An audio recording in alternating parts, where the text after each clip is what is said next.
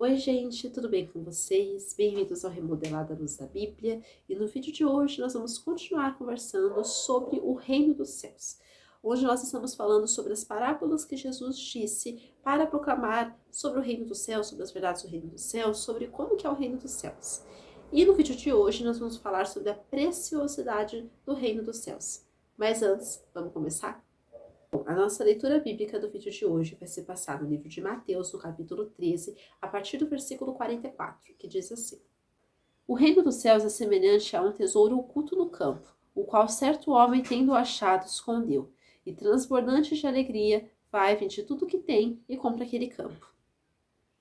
Então nós percebemos aqui o escondido aos olhos humanos. A gente percebe nesse texto que o reino dos céus, ele pode parecer escondido aos olhos do mundo, né? Como a gente percebe aqui nesse campo. Ele era aparentemente escondido aos olhos daquelas pessoas, mas quando ele é cavado ali, ele é encontrado, se vê grande valor.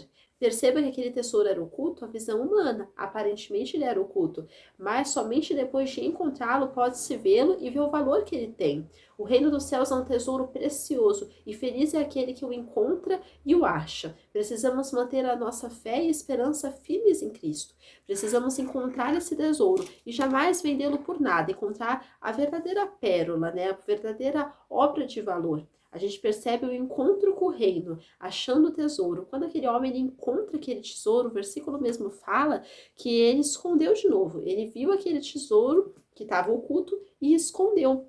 O encontro com Cristo é algo marcante e inesquecível. Devemos nos lembrar de tudo aquilo que já vivemos com o Senhor e valorizá-lo e amarmos mais a Ele acima de todas as coisas. Amarmos mais a Ele a cada dia. Crescemos em fé, crescemos em conhecimento, crescemos em amor, crescemos em maturidade com Ele.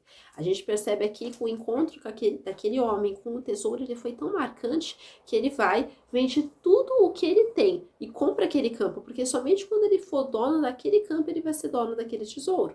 Que para nós sermos donos, né, ali no sentido daquilo que a palavra nos fala, nós precisamos vender tudo aquilo que a gente tem, não fisicamente, mas espiritualmente. Se a gente quiser continuar vivendo da maneira que a gente vivia antes, se a gente quiser continuar vivendo da maneira que a gente acha certo, a gente nunca vai ter direito a esse reino, a gente nunca vai ter direito a esse tesouro, porque esse tesouro precisa estar escondido, guardado, e nós precisamos nos apropriar dele com dignidade, com veracidade. Repare que aquele homem reesconde aquele tesouro encontrado. Isso significa que o reino dos céus ele deve ficar no lugar mais íntimo dentro de nós, no lugar mais escondido, no lugar central, no lugar de centro, de primazia. A gente percebe aqui que Deus habita dentro de nós. Nós somos o templo do Espírito Santo hoje, mas nós precisamos ter o nosso coração limpo para Jesus, limpo para que ele entre e faça morada, para que ele seja o convidado de honra dentro de nós.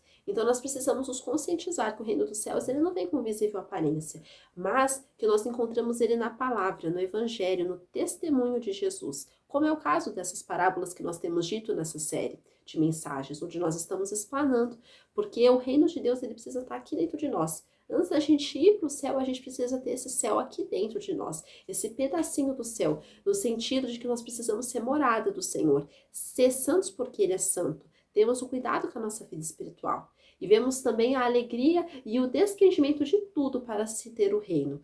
Quando o versículo diz, e transbordante de alegria, vai, vende tudo que tem e compra aquele campo. Perceba que aquele homem, ele foi com alegria vender aquilo que ele tinha. Não foi por obrigação, ele não foi com sacrilégio, ele não foi com sofrimento, não, ele foi com alegria. Vender tudo que aquele tinha, se desfazendo de tudo para comprar aquele campo. Então, ele não se desprendeu com tristeza da vida antiga que ele tinha, da vida de pecado. Muito pelo contrário, ele se desprende com alegria, com regozijo, porque ele sabia que tinha algo muito mais valioso esperando por ele, que ele tinha já encontrado. Quando nos convertemos de fato, toda a nossa antiga vida não passa de esterco comparado ao reino dos céus. Não passa de sujeira, de lixo. E a gente vai e deixa tudo para trás, tudo aquilo que a gente já viveu, para viver para o Senhor.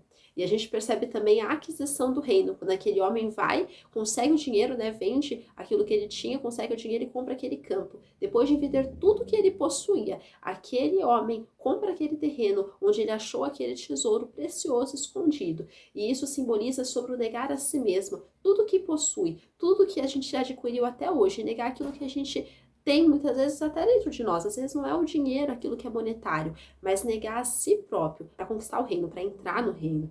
E a gente percebe que devemos abrir mão da nossa própria vida, do nosso querer e da nossa própria vontade para seguir a Cristo. Jesus mesmo fala: aquele que quiser vir após mim deve negar a si mesmo, carregar a sua cruz e seguir a Ele. Nós devemos carregar a nossa cruz, sim. A nossa cruz é as nossas vontades, é o nosso desejo, é o nosso querer para seguirmos a Cristo. E essa mensagem que eu quero deixar com vocês hoje, que nós tenhamos negar a si mesmos e tomar posse do reino que o Senhor Jesus quer que a gente entre, ter esse reino dos céus dentro dos nossos corações. Fique com Deus, que Deus abençoe a vida de vocês. Tchau!